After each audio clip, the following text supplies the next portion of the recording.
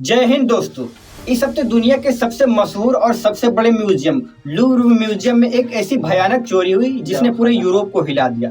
दिन दहाड़े लाखों की नहीं, करीब 900 करोड़ की चोरी हुई है और 4 दिन बीत चुके हैं, लेकिन फ्रेंच पुलिस के पास कोई सबूत, कोई चेहरा, कोई गवाह नहीं कि चोरी किसने की। अब सवाल यह कि ये चोरी हुई कैसी? इतनी सुरक्षा के बावजूद भी 7 मिनट में कोई पूरा लूव्र लूट कर गायब हो गया।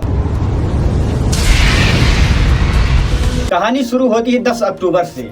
पेरिस से 20 किलोमीटर दूर एक मेंटेनेंस ट्रक चोरी होती है, लेकिन किसी को नहीं पता कि यही ट्रक 9 दिन बाद इतिहास की सबसे बड़ी म्यूजियम चोरी की स्क्रिप्ट बनने वाला। 19 अक्टूबर रविवार की सुबह करीब 9:30 बजे वही ट्रक लूव्र म्यूजियम के पास पार्क होता है और उसी ट्रक से 3 आदमी उतरते हैं, कंस्ट्रक्शन जैकेट, हेलमेट और हाथों में कुन। लग रहा था जैसे कोई मेंटेनेंस का काम चल रहा है, लेकिन यही बात कुछ मिनट बाद पता चलता है कि ये कोई मेंटेनेंस नहीं था बल्कि एक मास्टर प्लान था। और 9:34 पर 2 लोग ट्रक की लिफ्ट बास्केट से ऊपर जाते हैं और अपोलो गैलरी का शीशा काटना शुरू कर देते हैं। ये काम सिर्फ 1 मिनट के अंदर होता है और वो लोग अंदर घुस जाते हैं और यहीं पर रखे थे फ्रेंच रॉयल फैमिली के जवाहरात, जो एक समय में फ्रांस की रानियों ने पहने। एंगल ग्राइंडर से ग्लास काटे गए और एक एक करके सारे ज्वेल्स निकाले गए। सिक्योरिटी गार्ड को जब तक पता लगा तब तक ये सारा मामला खत्म हो चुका था और 9:38 पर सुबह ये तीनों वही रास्ता पकड़कर बाहर निकल जाते हैं। नीचे उनका गेटवे तैयार था, लेकिन नीचे न कोई कार था न कोई ट्रक था, बल्कि 2 Yamaha T-max scooter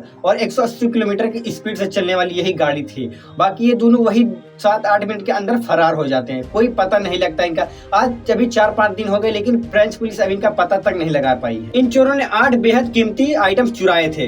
queen Hortense का sapphire diamond set, 24 Ceylon sapphire और 1000 डायमंड से जड़ा हुआ ये सेट। नेपोलियन के एमराल्ड नेकलेस, जो उन्होंने अपनी दूसरी पत्नी मैरी लुइस को दिया था। 32 एमराल्ड, 1000 डायमंड।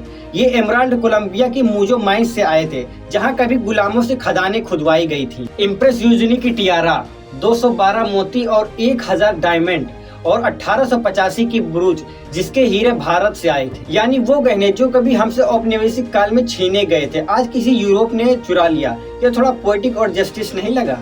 लेकिन अब सवाल ये है कि इतनी सुरक्षा होने के बावजूद भी ये लूव्र कैसे लूटा गया? और उसी लूव्र म्यूजियम की सिक्योरिटी ने बताया कि ये सिस्टम पुराना था, कैमरे गलत दिशा में थे और जहां से चोर आए थे वहां पर सिर्फ एक कैमरा था, वो भी उल्टी दिशा में लगा हुआ था। और पिछले कुछ सालों से सुरक्षा ध्यान दे रही थी एक्टिविटीज पर, जैसे जस्ट स्टॉप ऑयल वाले जो पेंट फेंकर प्रोटेस्ट करते हैं, वो चोरों के लिए नहीं, क्लाइमेट एक्टिविटीज के लिए थे। इसलिए जब असली चोर आए तो पूरा सिस्टम फेल हो गया। 100 से ज्यादा इन्वेस्टिगेटर इस केस में लगे हैं और म्यूजियम के डायरेक्टर ने तो इस्तीफा दे दिया, लेकिन सरकार ने इस बात को स्वीकार नहीं किया और टूरिस्ट वापस आने लगे हैं। अब लोग मोनालिसा नहीं बल्कि वो टूटी खिड़की देखने जा रहे हैं जहाँ से चोरी हुई। लूव्र का ये कोई पहला हाइस्ट नहीं था। 2011 में मोनालिसा भी चोरी हुई थी, जो कि 2 साल बाद मिली। आप अयोध्या वाली मोनालिसा मत समझ लेना, जो कि वायरल हुई थी। 1940 में WWII के दौरान भी लूट हुई। 1990 में एक रेनोर पेंटिंग भी चोरी हुई, जो कि आज तक नहीं मिली।